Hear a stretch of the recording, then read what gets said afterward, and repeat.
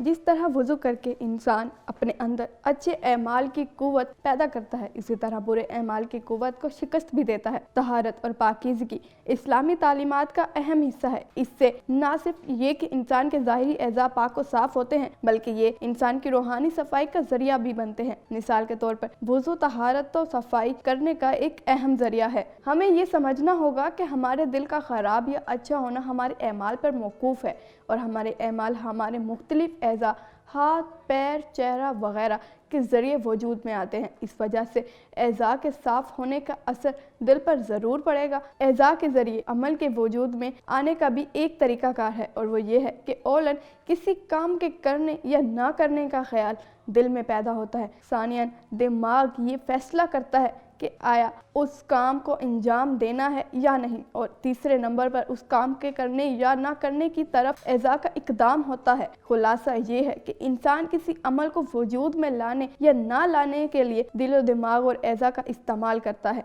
यहीं से उलमाए रब्बानी ये नुक्ता बयान करते हैं कि अगर वज़ू के ज़रिए हाथ, पैर, चेहरा और सर की पाकीज़गी हासिल कर ली जाए तो नेक और अच्छे एमाल की तरफ उनका रुझान होगा, और अगर वुज़ू ना करके एज़ा को शरई तौर पर साफ ना रखा जाए तो उनका झुकाव गैर पाकीज़ा चीज़ों की तरफ होगा। इसका मतलब ये हुआ कि जिस तरह वुज़ू करके इंसान अपने अंदर अच्छे एमाल की कुव्वत पैदा करता है, उसी तरह बुरे एमाल की कुव्वत को शिकस्त भी देता है। इस नुक्ते से हमें ये बात भी साफ समझ आती है कि हर वक्त बावुज़ू रहने की इतनी फजीलत क्यों है। जाहिर है कि बावुज़ू आदमी का रुझान अच्छे कामों की तरफ ही होगा और वो गलत कामों से बचेगा भी। इसलिए तिजारत, मुलाजमत, सहाफ़त, तालीम या जिस शोबे में भी हों, अगर हम बावुज़ू रहकर काम करने की आदत डालेंगे तो जहां हमें पाकीज़गी और ज़हनी सुकून नसीब होगा, वहीं हम अपने काम के साथ इंसाफ भी कर पाएंगे, क्योंकि वुज़ू के बाद हम चाको चौबंद और तरोताज़ा रहेंगे।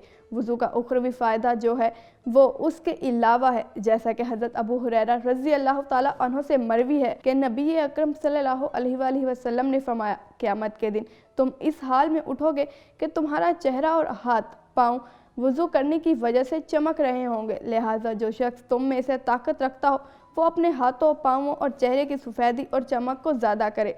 याद रखिए, वुज़ू से मुकम्मल फ़ायदा उठाने के लिए ये ज़रूरी है हम इसको समझकर और तवज्जो के साथ करें। जब दिल में ये बात होगी कि हम वुज़ू के अमल के ज़रिए उस ज़ात के दरबार में हाज़िरी के लायक बन जाते हैं जो हमारे खालिक व मालिक और राज़िक हैं, जिनके कब्ज़े में कुदरत की तमाम चीज़ें हैं, जिनका कोई हमसर नहीं है, तो यकीनन हमारा ये वुज़ू उस मेयार का होगा, उससे हमारा दिल भी पाक होगा और हमारी रूहानियत में भी इजाफा होगा। अब हमें इस बात पर गौर करना है कि हम में से अक्सर लोग वुज़ू किस तरह और किस हालात में करते हैं। अक्सर ऐसा होता है कि जब नमाज का वक्त बिल्कुल करीब आ जाता है तो हम किसी तरह अपने कामों से निकलते हैं और दौड़ भागकर इस्तंजे से फारिग होते हैं और फिर जैसे तैसे वुज़ू खाने में जाकर बैठ जाते हैं। इसके बाद अक्सर अपने कामों के ख्याल में गुम होकर मशीनी अंदाज से वुज़ू कर लेते हैं, जिससे इस बात का शदीद अंदेशा रहता है कि हमारा कोई जिस्म का हिस्सा कहीं पर खुश्क तो नहीं रह गया। बाज़ औक़ात हम में से कुछ लोग वुज़ू के दरमियान हंसते और बात करते भी नजर आते हैं। क्या